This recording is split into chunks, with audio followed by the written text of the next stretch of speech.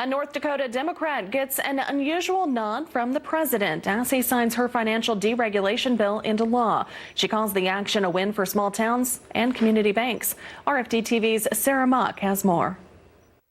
Since 2013, North Dakota's Heidi Heitkamp has been fighting for local rural lenders. One of the things that I pledged is to my small community bankers and to my credit unions that I would help them get out from under onerous and irrational regulation. I'm proud to say that it matters when you elect someone who makes a promise and delivers on the promise. Not only was she able to convince her congressional colleagues, President Donald Trump is also on board.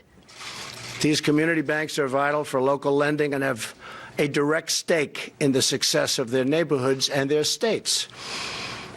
Local businesses have few other resources and few other ways of getting credit. And for many Americans, these small banks are the only financial institutions in their entire community.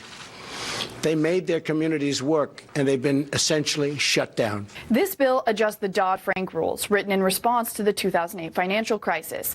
It's meant to provide relief to community and regional banks struggling under regulation put in place to avoid high-risk banking practices.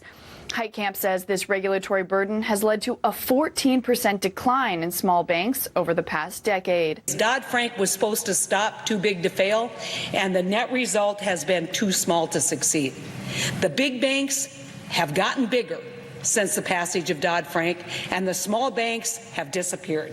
This is an attempt to write a bill that would give direction to the federal regulators so that small banks could be treated as small banks and large banks could continue to be regulated and treated as the large, systemically significant institutions that they are. The bill faced criticism on the Senate floor as it makes allowances for larger banks, raising concerns it could put the U.S. economy on the path to another recession.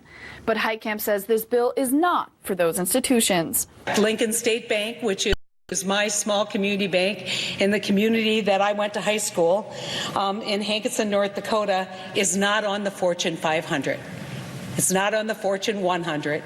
It is a small community bank that has been operating and has been available to consumers in my community to help them achieve their family goals, achieve their farming goals, and achieve their needs going forward for capital.